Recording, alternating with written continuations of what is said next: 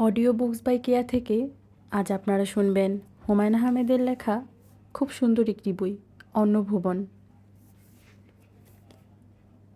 দুপুরবেলা কাজের মেয়েটি মিসির আলিকে ডেকে তুলল। কেউ নাকি দেখা করতে এসেছে, খুব জরুরি দরকার।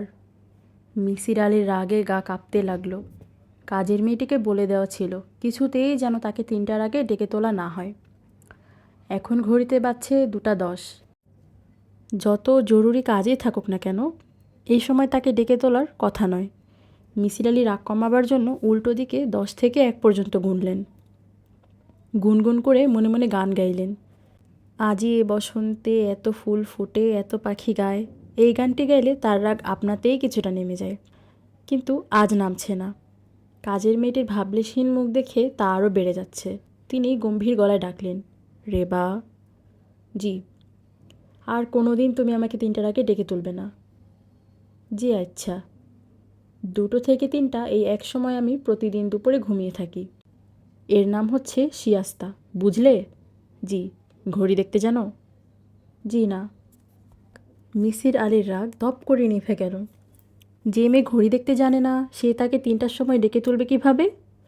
রেবা মেয়েটি নতুন কাজে এসেছে, তাকে শিখিয়ে পড়িয়ে নিতে হবে। রেবা। জি। আজ সন্ধ্যার পর তোমাকে ঘড়ি দেখা শেখাবো। 1 থেকে 12 পর্যন্ত সংখ্যা প্রথম শিখতে হবে, ঠিক আছে? জি ঠিক আছে। এখন বলো, যে লোকটি দেখা করতে এসেছে সে কেমন? রেবা অবাক হয়ে তাকিয়ে রইল।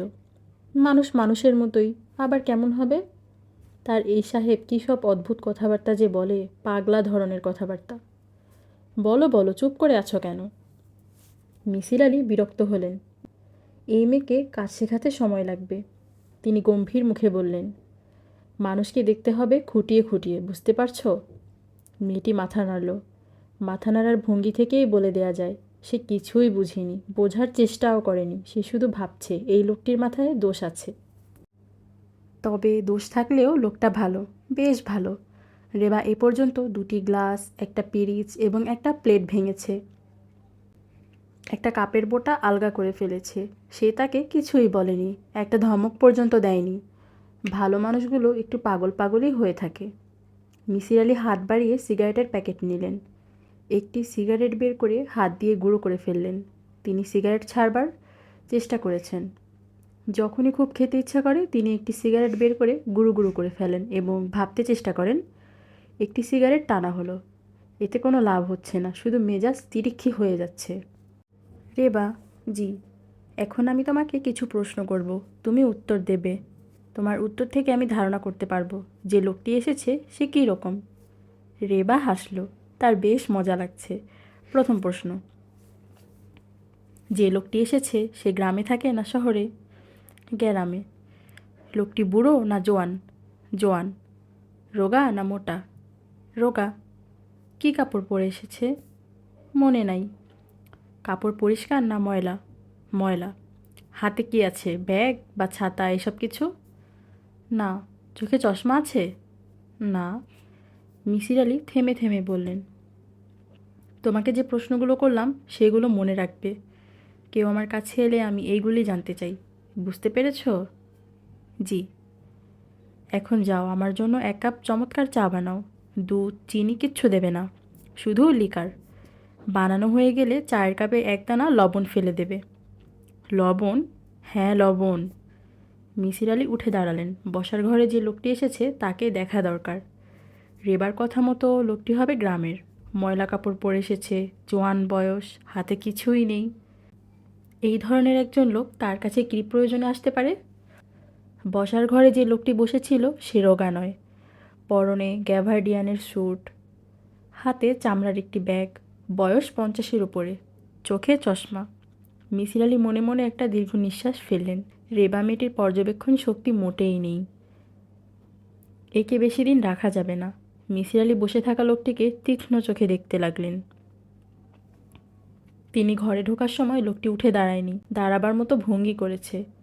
বসে থাকার মধ্যেও একটা স্পর্ধার ভাব আছে। লোকটি তাকিয়ে আছে সরু চোখে, যেন সে কিছু একটা যাচাই করে নিচ্ছে।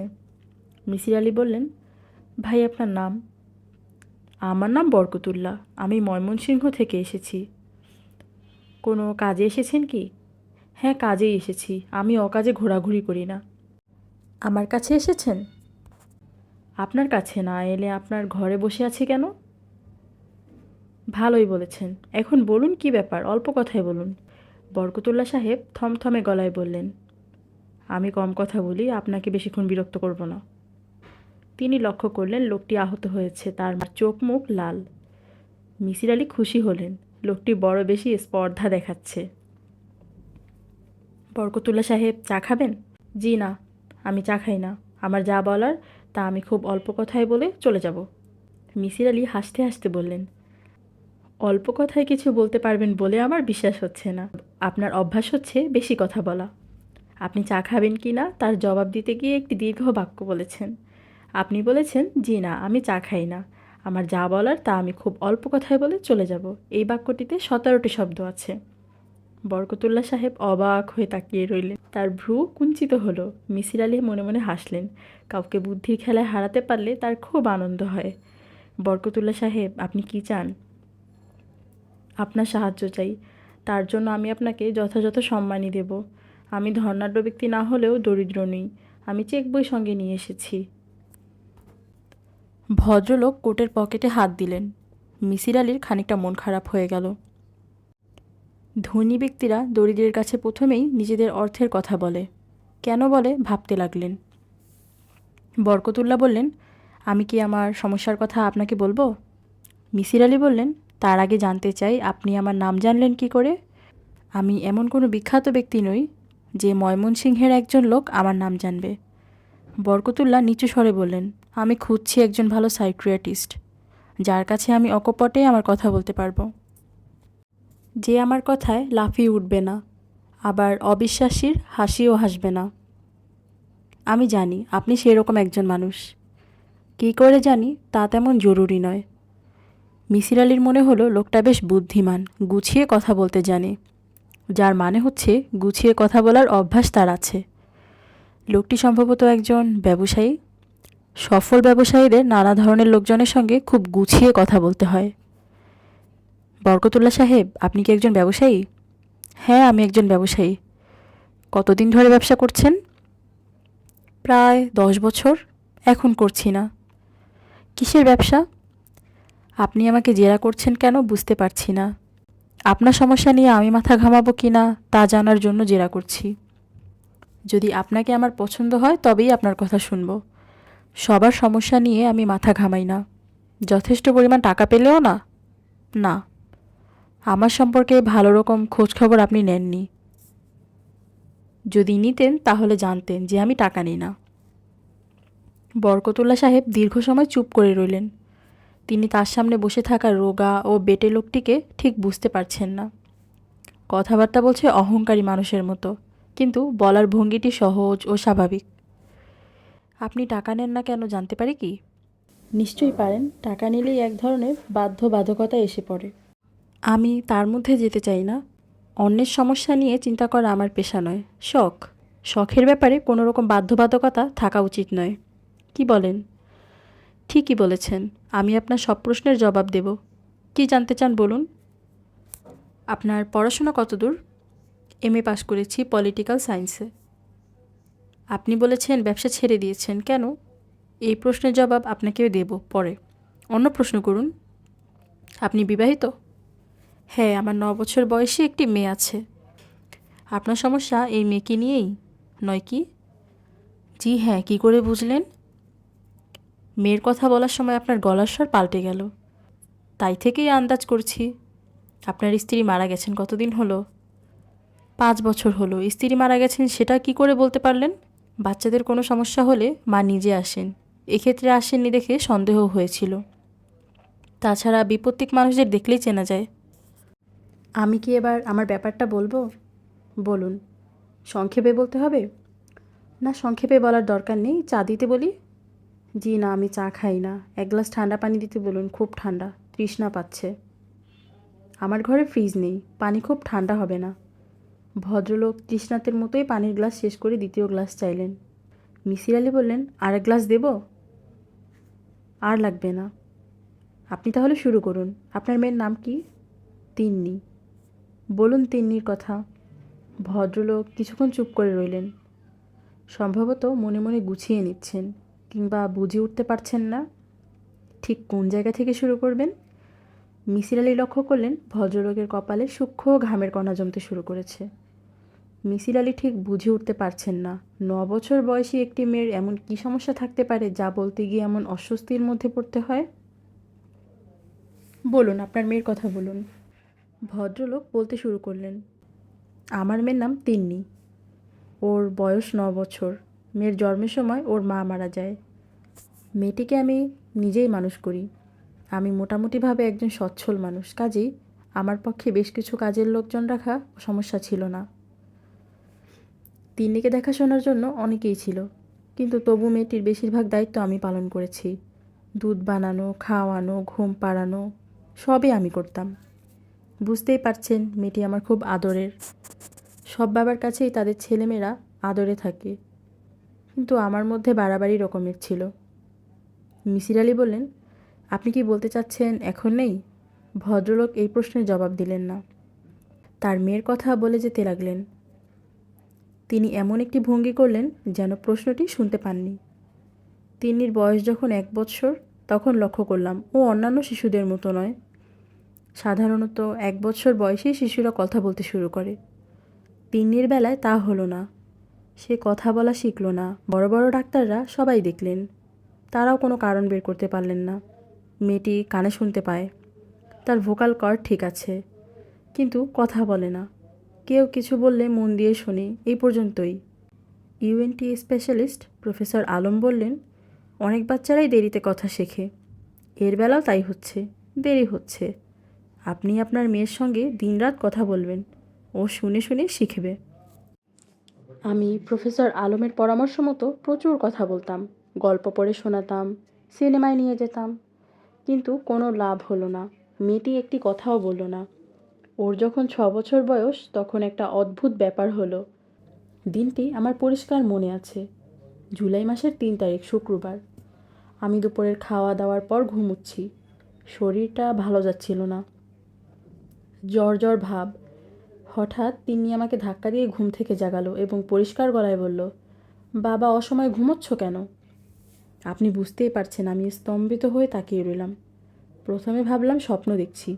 তিন্নি কথা বলছে, একটি দুটি শব্দ নয়, পুরো বাক্য বলছে, অত্যন্ত স্বাভাবিক ভঙ্গিতে বলছে। কোনো রকম জড়তা নয়, অস্পষ্টতা নয়। বিস্ময় সামলাতে আমার দীর্ঘ সময় লাগলো। আমি এক সময় বললাম, তুই কথা বলা জানিস? তিনি হাসি মুখে বলল, হ্যাঁ, কেন জানবো না। এতদিন কথা বলিসনি কেন? তিনি তার জবাব দিল না, ঠোঁট টিপে হাসতে লাগলো, যেন সে খুব মজা পাচ্ছে। এটা যেন চমৎকার একটা রসিকতা, কথা না বলে বাবাকে বোকা বানানো। মিসির আলি সাহেব, আপনি নিশ্চয়ই বুঝতে পারছেন নতুন এই পরিস্থিতির সঙ্গে খাপ খাইয়ে উঠতে আমার সময় লাগলো। তবে আমি ঠান্ডা ধরনের মানুষ। আমি কোনো কিছু নিয়েই হইচই শুরু করি না। প্রথমে নিজে বুঝতে চেষ্টা করি, কিন্তু তিন্নির ব্যাপারটা আমি কিছুই বুঝতে পারলাম না। হঠাৎ করে কথা বলা শুরু করা ছাড়াও তার মধ্যে অনেক বড় ধরনের অস্বাভাবিকতা ছিল। এই পর্যন্ত বলেই বরকতুল্লাহ সাহেব থামলেন, পানি খেতে চাইলেন। মিসির আলি তাকিয়ে রইলেন তীক্ষ্ণ দৃষ্টিতে। বরকতুল্লাহ সাহেব নিচু গলায় আবার কথা বলতে শুরু করলেন। আমি লক্ষ্য করলাম তিন্নি সব প্রশ্নের জবাব জানে। মিসির আলি বললেন, আমি আপনার কথা বুঝতে পারছি না। সব প্রশ্নের জবাব জানে মানে? আপনাকে উদাহরণ দিলে ভালো বুঝবেন। ধরুন আমি তিন্নিকে জিজ্ঞেস করলাম, 16-র বর্গমূল কত? সে এক মুহূর্ত ইতস্তত না করে বলবে 4। যদিও সে অঙ্কের কিছুই জানে না। যে মেয়ে কথা বলতে পারে না তাকে অঙ্ক শেখানোর প্রশ্নই ওঠে না। আপনাকে আরেকটি উদাহরণ দিই। একদিন বাসায় ফিরে তিন্নিকে জিজ্ঞেস করলাম, বলো তো মা, আজ নয়াবাজারে কার সঙ্গে দেখা হয়েছে? সে সঙ্গে সঙ্গে বলল, হালিম সাহেবের সঙ্গে। হালিম আমার বাল্যবন্ধু। তিন্নি তাকে চেনে না, তার সঙ্গে আমার মেয়ের কোনো দিন দেখা হয়নি। হালিমের সঙ্গে আমার দেখা হয়েছে, এটা তিন্নির জানার কোনো কারণ নেই। মিসির আলি সাহেব, বুঝতেই পারছেন আমি খুব চিন্তিত হয়ে পড়লাম। তার কিছুদিন পর আরেকটি অদ্ভুত ব্যাপার ঘটল। রাতের বেলা তিন্নিকে নিয়ে খেতে বসেছি। হঠাৎ ইলেকট্রিসিটি চলে গেল। আমি হারিকেন জ্বালানোর জন্য বললাম, কেউ হারিকেন খুঁজে পেল না। প্রয়োজনের সময় কিছুই খুঁজে পাওয়া যায় না। টর্চ আনতে বললাম, তাও কেউ পাচ্ছে না। আমি বিরক্ত হয়ে ধমকাধমকি করছি, অথচ তিন্নি বলল, বাতি চলে গেলে সবাই এত হইচই করে কেন? আমি বললাম, অন্ধকার হয়ে যায় তাই। অন্ধকার হলে কি অসুবিধা? অন্ধকারে কিছুই দেখা যায় না, সেটাই অসুবিধা। তুমি দেখতে পাও না? শুধু আমি কেন, কেউই পায় না। আলো ছাড়া কিছুই দেখা যায় না মা। তিন্নি খুবই অবাক হলো, বিস্মিত গলায় বলল, আমি তো অন্ধকারেও দেখতে পাই, আমি তো সব কিছু দেখছি। প্রথমে ভাবলাম সে ঠাট্টা করছে, কিন্তু না, ঠাট্টা নয়, সে সত্যি কথাই বলছিল। সে অন্ধকারে দেখে, খুব পরিষ্কার দেখে। বরকতুল্লাহ সাহেব থামলেন, রুমাল বের করে চশমার কাঁচ পরিষ্কার করতে লাগলেন। মিসির আলি বললেন, আপনার মেয়ের প্রসঙ্গে আরও কিছু কি বলবেন? তিনি নাসূচক মাথা নাড়লেন। কিছুই বলার প্রয়োজন নেই? আছে, কিন্তু এখন আপনাকে বলতে চাই না। কখন বলবেন? প্রথমে আপনি আমার মেয়েকে দেখবেন, ওর সঙ্গে কথা বলবেন, তারপর আপনাকে বলবো। ঠিক আছে। আপনার মেয়ের এখন বয়স হচ্ছে 9। মেয়ের অস্বাভাবিকতাগুলো তো আপনার অনেক আগেই চোখে পড়েছে। কোনো ডাক্তারের সঙ্গে কথা বলেছেন? না, ডাক্তার এর কী করবে? কোনো সাইকিয়াট্রিস্ট? না, আপনিই প্রথম ব্যক্তি যার কাছে আমি এসেছি। মেয়ের এই ব্যাপারগুলি মনে হচ্ছে লুকিয়ে রাখতে চান? হ্যাঁ, চাই। কেন চাই তা আপনি আমার মেয়ের সঙ্গে কথা বললেই বুঝবেন। আপনি মেয়ের মা সম্পর্কে কিছু বলুন। কি জানতে চান? জানতে চাই উনি কেমন মহিলা ছিলেন, তার মধ্যে কোনো রকম অস্বাভাবিকতা ছিল কি না। না, ছিল না, উনি খুবই স্বাভাবিক মহিলা ছিলেন। আপনি ভালো মতো জানেন? হ্যাঁ, ভালো মতোই জানি। আমি 11 বছর আমার স্ত্রীর সঙ্গে কাটিয়েছি। তিনি আমাদের শেষ বয়সের সন্তান। 11 বছরে একজন মানুষকে ভালো মতো জানা যায়। তা জানা যায়। আচ্ছা, আপনার এই মেয়ের ব্যাপারগুলি কি বাইরের অন্য কাউকে বলেছেন?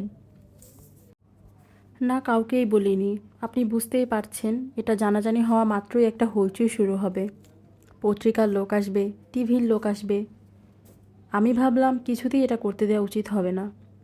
এখন মিসির আলি সাহেব, দয়া করে বলুন, আপনি কি আমার মেয়েটাকে দেখবেন? হ্যাঁ, দেখব। কবে যাবেন ময়মনসিংহ? আপনি কবে যাবেন? আমি আগামীকাল রাতে যাব। রাত 10টায় একটা ট্রেন আছে, নর্থ বেঙ্গল এক্সপ্রেস। মিসির আলি সহজ স্বরে বললেন, আমি আপনার সঙ্গেই যাব। বরকতুল্লাহ সাহেব অবাক হয়ে বললেন, আমার সঙ্গে যাবেন? হ্যাঁ, আপনার সঙ্গে যাব। কোনো অসুবিধা হবে? বরকতুল্লাহ সাহেব মাথা নাড়লেন। কোনো অসুবিধা হবে না। এই লোকটিকে তিনি ঠিক বুঝতেই পারছেন না। যে প্রথমে তার কথাই শুনতে চায়নি, সে এখন... কত বিচিত্র স্বভাবের মানুষ আছে এই পৃথিবীতে। তিন্নি অবেলায় ঘুমিয়ে পড়েছিল। ঘুম ভাঙল সন্ধ্যার আগে আগে। আঁধার হয়ে এসেছে, চারিদিকে শুনশান নীরবতা। দোতলায় কেউ নেই, কেউ থাকে না কখনো। এ বাড়ির সব মানুষজন থাকে একতলায়। তিন্নি যখন কাউকে ডাকে তখনই সে আসে, তার আগে কেউ আসে না। তিন্নির কাউকে ডাকতে ইচ্ছে করছে না। সে জানালার পাশে গিয়ে বসল। এখান থেকে রাস্তা দেখা যায়। রাস্তা দিয়ে লোকজন যাওয়া আসা করছে, নানান ধরনের মানুষ। কারোর সঙ্গে কারোর মিল নেই।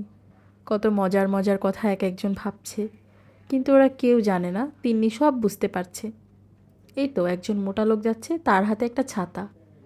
শীতের সময় কেউ ছাতা নিয়ে বের হয়? ছাতাটা কেমন অদ্ভুতভাবে দোলাচ্ছে লোকটা, এবং মনে মনে ভাবছে বাড়ি পৌঁছেই গরম পানি দিয়ে গোসল করে ঘুমোবে। শীতের দিনে সন্ধ্যাবেলায় কেউ ঘুমায়? লোকটার মনে খুব আনন্দ, কারণ সে হঠাৎ করে অনেক টাকা পেয়েছে।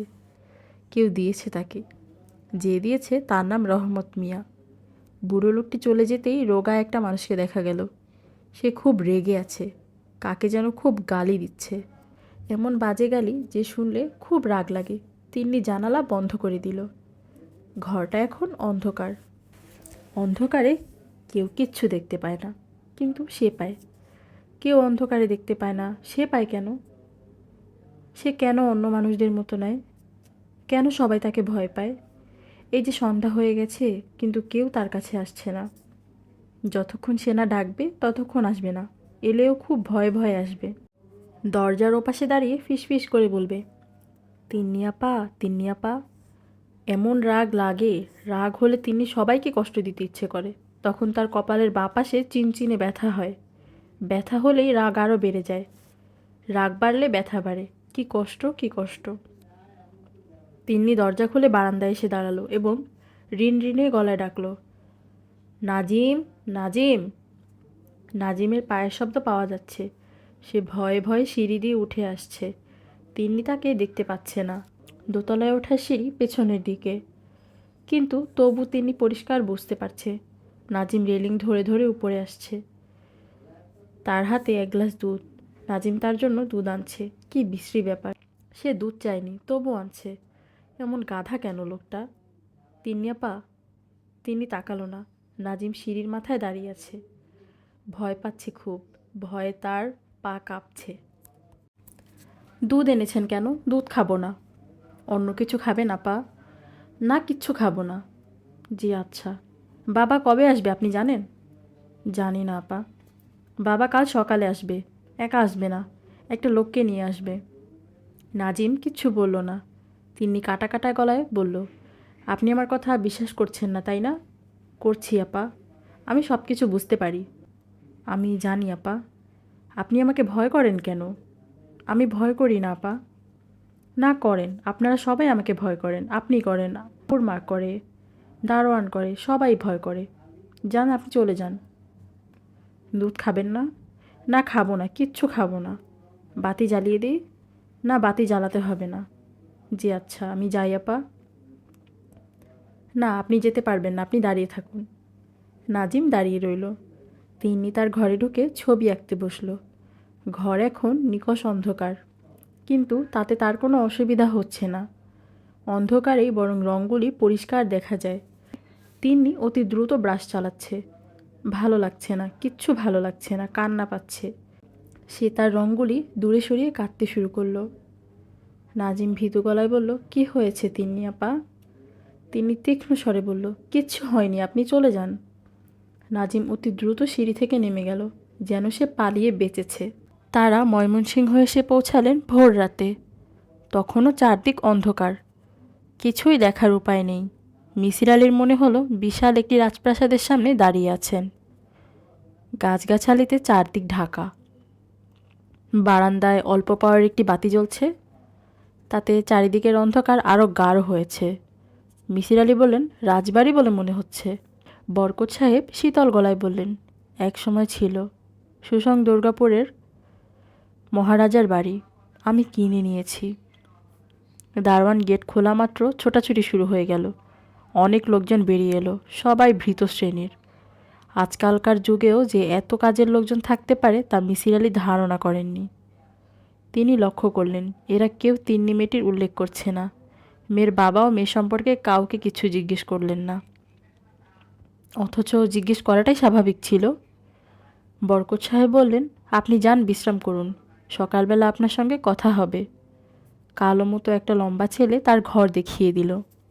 একতলার একটি কামরা, পুরনো দিনের কামরাগুলি যেমন হয়, দৈর্ঘ্যে প্রস্থে বিশাল। বিরাট দক্ষিণমুখী জানালা। ঘরের আসবাবপত্র সবই দামি ও আধুনিক। খাটে 6 ইঞ্চি ফোমের তোশক, রকিং চেয়ার, মেঝেতে দামি স্যাক কার্পেট। মফস্বল শহরে এসব জিনিস ঠিক আশা করা যায় না। বাথরুমে ঢুকে মিসির আলি আরও অবাক হলেন। ওয়াটার হিটারের ব্যবস্থা আছে। চমৎকার বাথটাব। মিসির আলির মনে হলো অনেক দিন এ ঘরে বা বাথরুমে কেউ আসেনি। এমন চমৎকার একটি গেস্ট রুম এরা শুধু শুধু বানিয়ে রেখেছে। প্রচণ্ড ঠান্ডা, কিন্তু গরম পানির ব্যবস্থা যখন আছে তখন একটা হট শাওয়ার নেওয়া যেতে পারে। মিসির আলি দীর্ঘ সময় নিয়ে গোসল করলেন। শরীর ঝরঝরে লাগছে। 1 কাপ গরম চা পেলে বেশ হতো। বাথরুম থেকে বের হয়েই দেখলেন টেবিলে চায়ের আয়োজন। পট ভর্তি চা, প্লেটে নোনতা বিস্কুট, কুচি কুচি কাটা পনির। ভীত শ্রেণীর একজন যুবক তাকে ঢুকতে দেখেই চা ঢালতে শুরু করলো। তিনি লক্ষ্য করলেন লোকটি আর চোখে তার দিকে বারবার তাকাচ্ছে। চোখে চোখ পড়া মাত্র চট করে মাথা নামিয়ে নিচ্ছে। তোমার নাম কি? নাজিম। শুধু নাজিম? নাজিম উদ্দিন। কতদিন ধরে আছো এ বাড়িতে? জি অনেক দিন। অনেক দিন মানে কতদিন? 5 বছর। 5 বছর। এ বাড়িতে কজন মানুষ থাকে? নাজিম জবাব দিল না। চায়ের কাপে চিনি ঢেলে এগিয়ে দিল। তার ভাবভঙ্গি দেখে মনে হচ্ছে সে এখন চলে যাবে। মিসির আলি দ্বিতীয়বার জিজ্ঞেস করলেন, বাড়িতে কজন মানুষ থাকে? জি না স্যার, আমি জানি না। বরকত সাহেব এবং তার মেয়ে এই 2 জন ছাড়া আর কজন মানুষ থাকে? আমি স্যার কিছুই জানি না। মিসির আলি বড়ই অবাক হলেন, আর কোনো প্রশ্ন করলেন না। চায়ে চুমুক দিলেন, সিগারেট ধরালেন। তিনি সিগারেট ছেড়ে দেবার চেষ্টা করেছেন, সেটা মনে রইল না। এই লোকটি কোনো কিছু বলতে চাচ্ছে না কেন? বাধা কোথায়? নাজিম মৃদু স্বরে বলল, স্যার বিছানায় শুয়ে বিশ্রাম নেবেন? না, আমি অসময়ে ঘুমাবো না। সকালের নাস্তা দেওয়া হবে 7:30টায়। ঠিক আছে, আসি স্যার। পাশের ঘরেই আছি, দরকার হলে কলিং বেল টিপবেন। দরজার কাছে কলিং বেল আছে। তিনি মাথা নাড়ালেন, কিছু বললেন না। ঘড়িতে বাজছে 5:45। আকাশ ফর্সা হতে শুরু করেছে। তিনি বারান্দায় এসে দাঁড়ালেন। ব্রহ্মপুত্র নদী নিশ্চয়ই খুব কাছে। ভোরবেলা নদীর পাড় ধরে হাঁটতে ভালো লাগবে। এই শহরে এর আগে তিনি আসেননি। অপরিচিত শহরে ঘুরে বেড়াতে চমৎকার লাগে। গেট বন্ধ। গেটের পাশের খুপড়ি ঘরটায় দারোয়ান নিশ্চয়ই ঘুমোচ্ছে। মিসির আলি উঁচু গলায় ডাকলেন, দারোয়ান, দারোয়ান, গেট খুলে দাও। দারোয়ান বেরিয়ে এলো, কিন্তু গেট খুলল না, যেন সে কথা বুঝতে পারছে না। গেট খুলে দাও, আমি বাইরে যাব। গেট খোলা যাবে না। খোলা যাবে না মানে? কেন যাবে না? বড় সাহেবের হুকুম ছাড়া খোলা যাবে না। তার মানে কি বলছো তুমি? এটা কি জেলখানা নাকি? দারোয়ান কোনো উত্তর না দিয়ে নিজের ঘরে ঢুকে গেল, যেন মিসির আলির সঙ্গে কথাবার্তা চালিয়ে যাওয়ার ব্যাপারে তার কোনো আগ্রহ নেই। তিনি দাঁড়িয়ে রইলেন একা একা। তার সামনে ভারী লোহার গেট। সমস্ত বাড়িটিকে যে পাঁচিল দিয়ে ঘিরে রেখেছে তাও অনেকখানি উঁচু। সত্যি সত্যি জেলখানা ভাব। মিসির আলি আবার ডাকলেন, দারোয়ান, দারোয়ান। কেউ বেরিয়ে এলো না। ভোর 7টা পর্যন্ত মিসির আলি বাড়ির সামনের বাগানে চিন্তিত মুখে ঘুরে বেড়ালেন।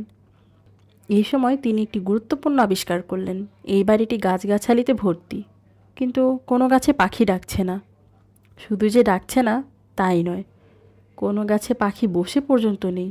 অথচ ভোরবেলায় এই সময়টায় পাখির কিচিরমিচির কান ঝালাপালা হবার কথা। অথচ চারদিক কেমন নীরব, থমথমে। স্যার, আপনার নাস্তা দেওয়া হয়েছে। কোথায়? দোতলায়। চলো যাই। আমি যাব না স্যার, আপনি একা একা যান। ওই যে সিঁড়ি। সিঁড়িতে পা রেখেই মিসির আলি থমকে দাঁড়ালেন। সিঁড়ির মাথায় একটি বালিকা দাঁড়িয়ে তীক্ষ্ণ দৃষ্টিতে তার দিকে তাকিয়ে আছে। মেয়েটি দারুণ রূপসী। মাথা ভর্তি কোকড়ানো চুল, টানা টানা চোখ, দেবী মূর্তির মতো কাটা কাটা নাক মুখ। মেয়েটি দাঁড়িয়েও আছে মূর্তির মতো, একটুও নড়ছে না, চোখের দৃষ্টিও ফিরিয়ে নিচ্ছে না। মিসির আলি বললেন, কেমন আছো তিন্নি? মেয়েটি মিষ্টি করে হেসে বলল, ভালো আছি। আপনি ভালো আছেন? হ্যাঁ, ভালোই আছি। আপনাকে গেট খুলে দেয়নি তাই না? মিসির আলি উপরে উঠতে উঠতে বললেন, দারোয়ান বেটা বেশি সুবিধার না, কিছুতেই গেট খুলল না। দারোয়ান ভালোই, বাবার জন্য খুলেনি। বাবা গেট খুলতে নিষেধ করেছেন। তাই নাকি? হ্যাঁ, বাবার ধারণা গেট খুললেই আমি চলে যাব। তুমি বুঝি শুধু চলে যেতে চাও? না, চাই না, কিন্তু বাবার ধারণা আমি চলে যেতে চাই। মেয়েটি আবার মাথা দুলিয়ে হাসল। মেয়েটি এই দারুণ শীতেও পাতলা একটা জামা গায়ে দিয়ে আছে, খালি পা। মনে হচ্ছে সে শীতে অল্প অল্প কাঁপছে। তিন্নি, তোমার শীত লাগছে না? না। বলো কি, এই প্রচণ্ড শীত তোমার ঠান্ডা লাগছে না? না। আপনি নাস্তা খেতে যান, বাবা আপনার জন্য অপেক্ষা করছে। দেরি হচ্ছে দেখে মনে মনে রেগে যাচ্ছে। তাই বুঝি? হ্যাঁ, তাই। মেয়েটি হাঁটতে শুরু করলো। ধবধবে সাদা রঙের ফ্রকে তাকে দেব শিশুর মতো লাগছে। মিসির আলি মেয়েটির প্রতি গাঢ় মমতা বোধ করলেন। তার ইচ্ছে করলো মেয়েটিকে কোলে তুলে নিতে, কিন্তু এ মেয়ে হয়তো এসব পছন্দ করবে না। একে দেখেই মনে হচ্ছে এর পছন্দ অপছন্দ খুব তীব্র। নাস্তার আয়োজন প্রচুর। রুটি মাখন থেকে শুরু করে চিকেন ফ্রাই, ফিশ ফ্রাই সবই আছে। বিলিতি কায়দায় সবার সামনেই এক বাটি সালাদ, লম্বা লম্বা গ্লাসে কমলা লেবুর রস। রাজকীয় ব্যাপার। শুধু খাবার দাবার এগিয়ে দেবার জন্য কেউ নেই। বরকত সাহেব ঠান্ডা গলায় বললেন, বসে আছেন কেন? শুরু করুন। তিন্নির জন্য অপেক্ষা করছি। ও আসবে না। আসবে না কেন? খেয়ে নিয়েছে। আমার মেয়ের সঙ্গে কি আপনার কথা হয়েছে? হ্যাঁ। কেমন দেখলেন আমার মেয়েকে? ভালো। বরকত সাহেব তীক্ষ্ণ দৃষ্টিতে তাকিয়ে রইলেন খানিকক্ষণ। নিচু গলায় বললেন, ওর মধ্যে কি কোনো অস্বাভাবিকতা আপনার নজরে পড়েছে? ভালো করে ভেবে বলুন। ভেবেই বলছি, তবে পারিপার্শ্বিক কিছু অস্বাভাবিক ব্যাপার লক্ষ্য করেছি। যেমন? যেমন আপনার গাছগুলিতে কোনো পাখি নেই, একটি পাখিও আমার চোখে পড়েনি। বরকত সাহেব চমকালেন না। তার মানে তিনি ব্যাপারটি আগেই লক্ষ্য করেছেন। আগে লক্ষ্য না করলে নিশ্চয়ই চমকাতেন, অর্থাৎ মানুষটির পর্যবেক্ষণ শক্তি ভালো। এই জিনিসটি চট করে কারো চোখে পড়বে না। মিসির আলি বললেন, এছাড়াও একটি ব্যাপার লক্ষ্য করেছি। বলুন শুনি। আপনার বাড়ির কাজের লোকটি, যার নাম নাজিম, সে অত্যন্ত ভীত ও শঙ্কিত। এটা এমন কিছু অস্বাভাবিক ব্যাপার নয়, এ বাড়ির সবাই আমাকে ভয় করে। কেন? পৃথিবীর নিয়মই হচ্ছে ক্ষমতাবানকে ভয় করা। আমি ক্ষমতাবান। ক্ষমতাটা কিসের? অর্থের। অর্থের ক্ষমতাই সবচেয়ে বড় ক্ষমতা। আপনার ধারণা যেহেতু আপনার প্রচুর টাকা, সেহেতু সবাই আপনাকে ভয় করে? অন্য কারণও আছে। আমি বেশ বদমেজাজি। আপনার মেয়ে তিন্নি, সেও কি বদমেজাজি? বরকত সাহেবের ভ্রু কুঁচকে উঠল।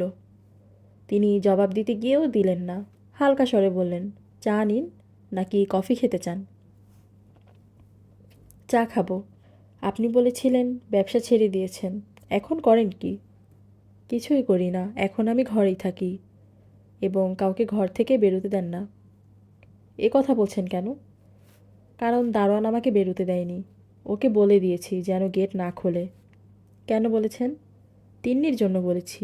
আমার ভয়ে গেট খোলা পেলেই সে চলে যাবে। আমি আর কোনো দিন তাকে ফিরে পাবো না।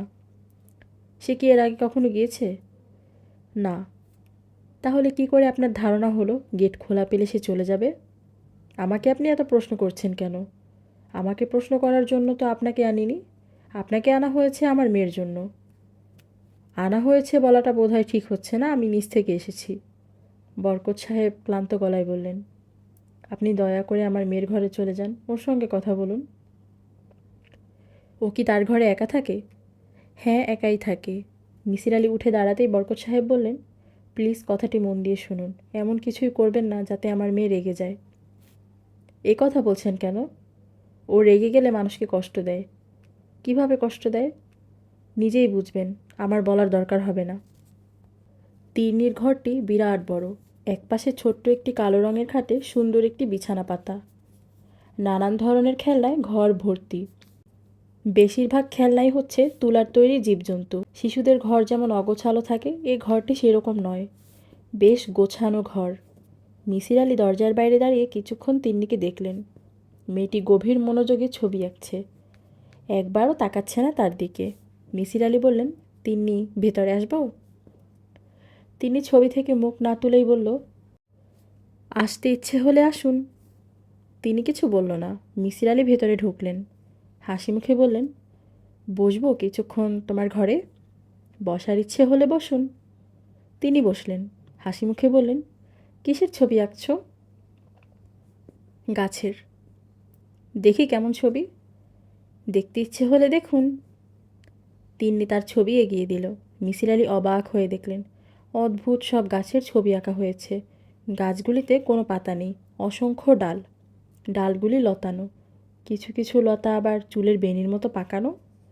সুন্দর হয়েছে তো গাছের ছবি। আপনার ভালো লেগেছে? হ্যাঁ। এরকম গাছ কি আপনি এর আগে কখনো দেখেছেন? না, দেখিনি। তাহলে আপনি কেন জিজ্ঞেস করলেন না কি করে আমি না দেখে এমন সুন্দর গাছের ছবি আঁকলাম? শিশুরা মন থেকে অনেক জিনিস আঁকে। তিন্নি হাসল। তিনি প্রথম মেয়েটির মুখে হাসি দেখলেন। তিনি হাসতে হাসতে ভেঙে পড়ছে। মিসির আলি বললেন, তুমি এত হাসছো কেন? হাসতে ভালো লাগছে তাই হাসছি। তিনি নিজেও হাসলেন। হাসতে হাসতেই বললেন, আমি শুনেছি তুমি সব প্রশ্নের উত্তর জানো। কে বলেছে বাবা? হ্যাঁ। তুমি কি সত্যি সত্যিই জানো? জানি। পরীক্ষা করতে চান? হ্যাঁ, চাই। বলো তো, 9-এর বর্গমূল কত? 3। 5-এর বর্গমূল কত সেটা জানো? তিনি কিছুক্ষণ চুপ করে থেকে বলল, আমি জানি না। আচ্ছা, দেখি এটা পারো কি না। পেনিসিলিন যিনি আবিষ্কার করেছেন তার নাম কি? Sir Alexander Fleming. হ্যাঁ, হয়েছে। এখন বলো দেখি তার স্ত্রীর নাম কি? আমি জানি না। সত্যি জানো না? না, আমি জানি না। রবীন্দ্রনাথ ঠাকুর কত সনে নোবেল প্রাইজ পেয়েছেন জানো? জানি। 1913 সনে। রবীন্দ্রনাথ ঠাকুরের ছোট মেয়ের নাম জানো? জানি না। মিসির আলি হাসতে লাগলেন। তিন্নি ভ্রু কুঁচকে তাকিয়ে রইল। গম্ভীর স্বরে বলল, আপনি হাসছেন কেন? আমি হাসছি কারণ তুমি কিভাবে সব প্রশ্নের জবাব দাও তা বুঝতে পারছি। তাহলে বলুন, কিভাবে সব প্রশ্নের জবাব দিই? আমি লক্ষ্য করলাম যেসব প্রশ্নের উত্তর আমি জানি শুধু সেসব প্রশ্নের উত্তরই তুমি জানো। যেমন আমি জানি 9-এর বর্গমূল 3, কাজেই তুমি বললে 3। কিন্তু 5-এর বর্গমূল কত তা তুমি বলতে পারলে না, কারণ আমি নিজেও তা জানি না। আলেকজান্ডার ফ্লেমিংয়ের স্ত্রীর নাম তুমি বলতে পারলে না, কারণ আমি তার স্ত্রীর নাম জানি না। ঠিক এইভাবে। থাক, আর বলতে হবে না। তিন্নি তাকিয়ে আছে। তার মুখে কোনো হাসি নেই। সমস্ত চেহারায় কেমন একটা কঠিন ভাব চলে এসেছে, যা একটি অল্প বয়সী একটি বাচ্চার চেহারার সঙ্গে ঠিক মিশ খাচ্ছে না। মিসির আলি সহজ স্বরে বললেন, তুমি মানুষের মনের কথা টের পাও বলেই জানা প্রশ্নগুলির উত্তর দিতে পারো। এটা এক ধরনের টেলিপ্যাথিক ক্ষমতা। তিন্নি শীতল গলায় বলল, আপনি খুব বুদ্ধিমান। মিসির আলি বললেন, হ্যাঁ, আমি বুদ্ধিমান। আপনি বুদ্ধিমান এবং অহংকারী। যারা বুদ্ধিমান তারা সাধারণত অহংকারী হয়। এটা দোষের নয়।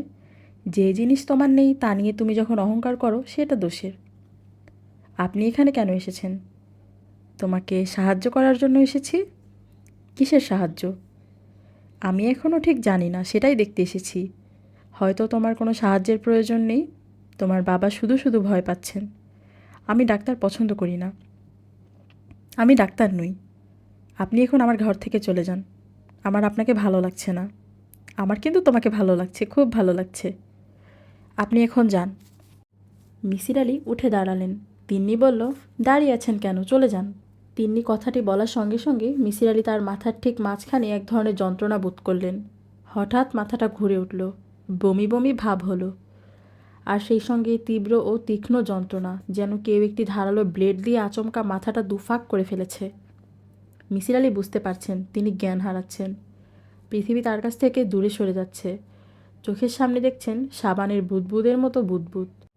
জ্ঞান হারাবার ঠিক আগ মুহূর্তে ব্যথাটা কমে গেল। সমস্ত শরীরে এক ধরনের অবসাদ। চোখে ঘুম জড়িয়ে যাচ্ছে। মিসির আলি তাকালেন তিন্নির দিকে। মেয়েটির ঠোঁটের কোণে মৃদু হাসি। সহজ হাসি নয়, উপহাসের হাসি। মিসির আলি দীর্ঘ সময় চুপ করে থেকে বললেন, এটা তো তুমি ভালোই দেখালে। তিন্নি বলল, এর চেয়েও ভালো দেখাতে পারি। তা পারো, নিশ্চয়ই পারো। তুমি কি রাগ হলেই এরকম করো? হ্যাঁ, করি। আমি তোমাকে রাগাতে চাই না। কেউ চায় না। সবাই তোমাকে খুশি রাখতে চায়। হ্যাঁ, কিন্তু তবু তুমি প্রায়ই রেগে যাও, তাই না? হ্যাঁ, যাই। রাগটা সাধারণত কতক্ষণ থাকে ঠিক নেই। কখনো কখনো অনেক বেশি সময় থাকে। আচ্ছা তিন্নি, মনে করো এখানে দুজন মানুষ আছে। তুমি রাগ করলে একজনের ওপর, তাহলে ব্যথাটা কি সেই একজনই পাবে? না, দুজন একত্রে পাবে। যার ওপর রাগ করেছি সেই পাবে। অন্য পাবে কেন? অন্যজনের ওপর তো আমি রাগ করিনি। তাও ঠিক। এখন কি আমার ওপর তোমার রাগ কমেছে? হ্যাঁ, কমেছে। তাহলে আমার দিকে তাকিয়ে একটু হাসো, যাতে আমি বুঝতে পারি তোমার রাগটা সত্যি সত্যি কমেছে। তিন্নি হাসল। মিসির আলি বললেন, আমি কি আরও খানিকক্ষণ বসবো? বসার ইচ্ছে হলে বসুন। মিসির আলি বসলেন। একটা সিগারেট ধরালেন। মেয়েটি নিজের মনে ছবি আঁকছে। সেই গাছের ছবি, লতানো ডাল, পত্রহীন বিশাল বৃক্ষ। মিসির আলি ঠিক করলেন তিনি একটি পরীক্ষা করবেন। এই মেয়েটি যেভাবেই হোক মস্তিষ্কের কোষে সরাসরি চাপ প্রয়োগ করতে পারে। উচ্চ পর্যায়ের একটি টেলিপ্যাথিক ক্ষমতা। ছোট্ট একটি মেয়ে, অথচ কত সহজে মানুষের মাথায় ঢুকে যাচ্ছে। এটাকে বাধা দেবার একমাত্র উপায় সম্ভবত মেয়েটিকে মাথার ভেতর ঢুকতে না দেয়া। সেটা করা যাবে তখনই যখন নিজেকে সম্পূর্ণ বিচ্ছিন্ন করে ফেলা যাবে। সমস্ত চিন্তা ও ভাবনা কেন্দ্রীভূত করা হবে একটি বিন্দুতে। মিসির আলি ডাকলেন, তিন্নি। তিন্নি মুখ না তেলেই বলল, কি? তুমি আমার মাথার ব্যথাটা আবার তৈরি করো তো। কেন? আমি একটা ছোট্ট পরীক্ষা করব। কি পরীক্ষা? আমি দেখতে চাই এই ব্যথার হাত থেকে বাঁচার কোনো উপায় আছে কি না। উপায় নেই। সেটাই দেখব। তবে তিন্নি, একটা কথা, ব্যথাটা তুমি তৈরি করবে খুব ধীরে, এবং যখন আমি হাত তুলব তুমি ব্যথাটা কমিয়ে ফেলবে। আপনি খুব অদ্ভুত মানুষ। আমি মোটেই অদ্ভুত মানুষ নই। আমি একজন যুক্তিবাদী মানুষ। আমি এসেছি তোমাকে সাহায্য করতে। আমার কোনো সাহায্য লাগবে না। হয়তো লাগবে না, তবুও আমি তোমার ব্যাপারটা পুরোপুরি বুঝতে চাই। এখন তুমি ব্যথা তৈরি করো তো, খুব ধীরে ধীরে। তিনি মাথা তুলে সোজা হয়ে বসল। তারপর তার দৃষ্টি তীক্ষ্ণ থেকে তীক্ষ্ণতর হচ্ছে। ঠোঁট বেঁকে যাচ্ছে। বাঁকা ঠোঁট খুব হালকাভাবে কাঁপছে। মিসির আলি চোখ বন্ধ করে বসে আছেন। তিনি তার সমস্ত মন প্রাণ একটি ব্যাপারে কেন্দ্রীভূত করে ফেললেন। খুব ছোটবেলায় তিনি একটি সাপের মুখোমুখি হয়েছিলেন। এখন তিনি ভাবছেন সেই সাপটির কথা। সাপটির হলুদ গা ছিল চক্রকাটা, বুকে ভর দিয়ে এঁকে বেঁকে এগিয়ে আসছিল। তাকে দেখেই সে থমকে গেল। ঘন ঘন তার চেরা জিভ বের হতে লাগলো। মিসির আলি এখন আর কিছুই ভাবছেন না। পৃথিবীতে ঠিক এই মুহূর্তে সাপের চেরা জিভ ছাড়া অন্য কিছুই নেই। তিনি জীবিত কি মৃত সেই বোধও তার নেই। তিনি কল্পনায় দেখছেন হলুদ রঙের কুৎসিত সাপের চেরা জিভ বাতাসে কাঁপছে। মিসির আলির চোখের দৃষ্টি ঘোলা হয়ে আসছে, কপালে বিন্দু বিন্দু ঘাম। তিনি ঘন ঘন নিঃশ্বাস ফেলছেন। তিনি অবাক হয়ে মিসির আলিকে দেখছে। আশ্চর্য ব্যাপার, এই মানুষটিকে সে কিছুই করতে পারছে না। এতক্ষণে ব্যথায় তার ছটফট করা উচিত ছিল, কিন্তু লোকটি এখনও হাত তুলছে না। এর মানে কি এই যে সে ব্যথা পাচ্ছে না? তা কি করে সম্ভব? তিনি ব্যথার পরিমাণ অনেক দূর বাড়িয়ে দিল। তার নিজের মাথায় ঝিমঝিম করছে।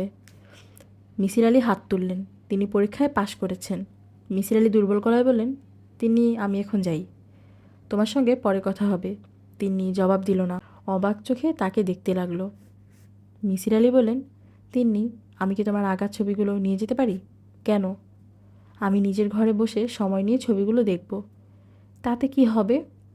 তোমাকে বুঝতে সুবিধা হবে। তিন্নি তার হাতে এক গাদা ছবি তুলে দিল। মিসির আলি সিঁড়ি বেয়ে নেমে গেলেন। ক্লান্তিতে তার পা ভেঙে আসছে, ঘুম চোখে জড়িয়ে আসছে।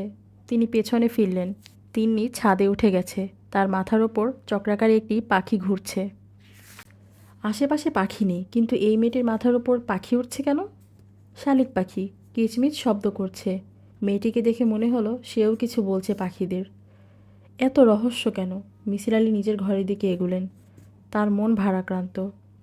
তিনি নিজের ভেতর এক ধরনের অস্থিরতা বোধ করলেন। আজকের পর্ব এখানেই শেষ। অন্য ভুবনের রহস্য ধীরে ধীরে আরও গভীর হবে। পরের পর্ব শুনতে চাইলে চ্যানেলটি সাবস্ক্রাইব করে পাশে থাকুন। টাটা।